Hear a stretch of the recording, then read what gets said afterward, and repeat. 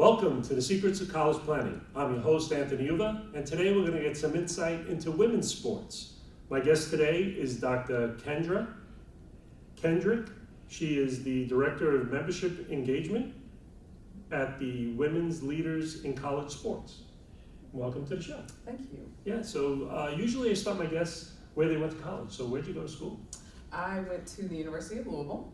I am from Louisville, Kentucky as well, if you can hear my little southern drawl, you know. And I went to grad school at LSU, and then I got my doctorate at the University of Mississippi. Wow, all over. All over. So let's just go back in time before we get into what you actually do.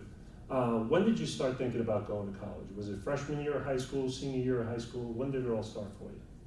My parents were super intentional, and they made sure that I understood that I needed to go to college in order to be successful. So, when you're young, you're like, oh, I have all the time in the world. But luckily, I had parents who were super intentional with me and made sure that probably about sophomore year, I started taking like practice ACT and SAT exams and just being really intentional about, okay, what are the boxes that we need to make sure that we check so that you can be successful in this next step. Sure. So now you end up going to college. What did you think about college when you got there? I loved it. I loved the freedom. For me, I went to school probably 20 minutes away from where my parents lived, but my parents were, again, super intentional. They said, we're going to make sure that even though you're here in the city, we still want you to go live on campus, live in the dorm, go see what it's like to be in this ecosystem that's created for the growth of 18 to 22-year-olds. And I appreciate my parents for being like that because I was also ready to go. Yeah. And so I did a lot of growing during that time, and I had a lot of fun. Good. And then, so then you went into your master's as well as your doctorate. Yes. What got you to actually go on and continue getting all of those degrees? You know, I think when you're in college, people feel like they have to have it all figured out. And I remember I spent an extra year. I spent 5 years in undergrad because I was like, I have no idea what I'm going to do with my life. And so when I was afforded the opportunity to potentially GA in college athletics, specifically with football at LSU, I was super excited and jumped at the opportunity to be able to move away from home again and continue that growth, and especially somewhere that I wanted to be. LSU was my number one choice, so I was very excited. Great. So you graduate, you become the Director of Membership Engagement at Women Leaders in College Sports. What is it about? What do you actually do? That's so funny. I've made multiple pivots in my career. I started in academics, and then I transitioned to football recruiting, and now I've pivoted off a college campus completely and serve as the Director of Membership Engagement. And what we do is try to help educate, connect, and uplift women who are working in sport and beyond. And we do that through intentional programming, through creating actual spaces for women to connect. And then sometimes, it's really it's really about the members and what they do. We are truly a membership organization. We would be nothing without the fact that they want to connect with each other and they want to grow. Mm-hmm. And so we provide space and opportunity for them to do that. So now, what type of college sports women come and join the group? Typically, it's women who are already working in college sports. So they could be athletic directors, deputy ADs, people who are entry level, who may be just starting out in their career. They could be interns or graduate assistants. Coaches? We do have some coaches as well, yes. Mm-hmm. And I mean, the gamut is wide. If you work in sport, you are more than welcome to be in this space. More recently, we've started diving into the pro space as well. So we have some women who are in like sport business who are also coming in and looking for these connections within our organization. So what is the women leaders in college sports? What is their action? What do they actually do? The women who are working in the space? It's a variety. Again, you have sitting ADs. Currently, you may have women who work in academics, like I did, or you may have women who work at conference offices. It varies. It's vast. I would say the amount of women that we have probably about 4,700 members right now across the nation.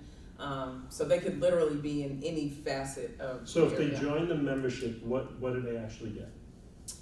They get intentional connection. They get the opportunity to be a part of programming that is usually catered to wherever area they are in their life at that point. And then, of course, advancement. And do they get a network of people that they can contact? 100%. A powerful network of women who they are able to reach out to if they need something. Yes. And now, do you do an annual conference? Do you do any type of leadership seminars for everyone? Yes, we do. So in the summer, we have summer programming for women who are entry level all the way up to women who want to become ADs. And then our biggest event is our national convention. It will be in New Orleans this year, so be on the lookout for that. But that convention is the convening space for the women. And then they get together, they talk about the different issues that are coming up in college sports? Yes, so we'll have pretty much like two different tracks. So one will be like a leadership track, so if you are looking for leadership skills specifically, another will be like a career track. Gotcha. So now, if you go into the leadership track, what actually will I learn when I get into that track? It's going to vary year to year. So we started early planning for convention, but we still have not solidified all the different topics. But generally speaking, it'll typically be things that are broad enough that they can apply to anybody in the room. Again, from the AD down to an intern. Yeah. So you're constantly working on different aspects of the sport itself. Yes. Do you work with all the different sports that are out there? Yeah, people could work with different sports. Like when I worked in football, I was a member of this organization regardless of the fact that I worked in football. Yeah. I knew I needed a community of women, so I joined the organization for that reason. So now, how do you find your members? Is it just because they're women and they're in the college arena? Not necessarily. Word of mouth is the best resource. When women have a good experience in this space, they usually tell others that you need to join this space. Gotcha. Mm-hmm. And you're constantly learning each and every year different aspects of each session that's going on. Yes. So normally the topics that we talk about are usually hot topics that are happening in sport currently. So what are some of the hot topics happening in sport? Ooh, man. Can you name 2 or 3? NIL for sure. Okay. Mental health with not just student athletes, but employees. And then I would probably say the transfer portal. Whew, all of those things I think are topics that are critical to the success of women in these spaces. Now, do you see a big difference between men's and women's with the NIL going on right now? I think people thought that there was going to be a huge gap. However, statistics have shown that women athletes have been the ones capitalizing the most off of NIL because they are bringing other skills outside of their sport specifically. So now, being a doctor, did you get your doctorate in sport? I didn't. I got it in higher education. Ah, okay. Mm-hmm. So being a doctor in higher education, do you utilize a lot of those skills with what you're doing now?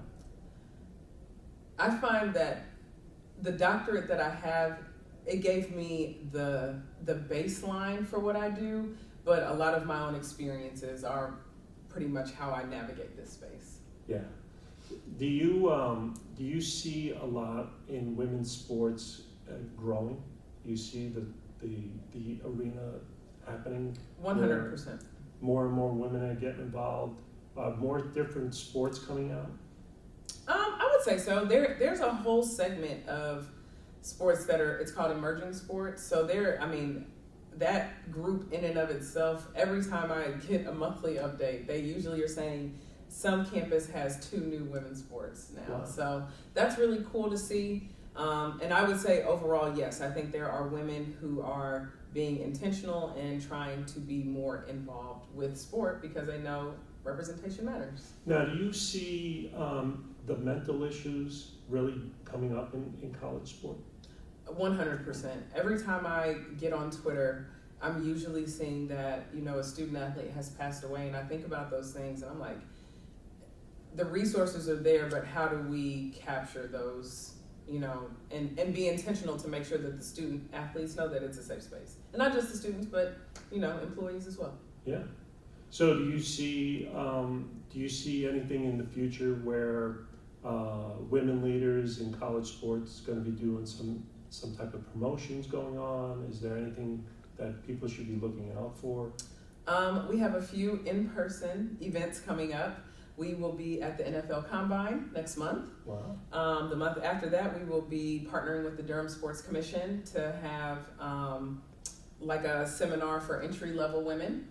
And then after that will be all of our leadership institutes over the course of the summer. And then, of course, our national convention. Wow, that's fantastic. Thank you. So we're coming to the end of our show. And usually I ask my guests, what advice do you want to give to parents and students that are going to go to college, are women in sports, playing at the college level? What advice do you want to give them?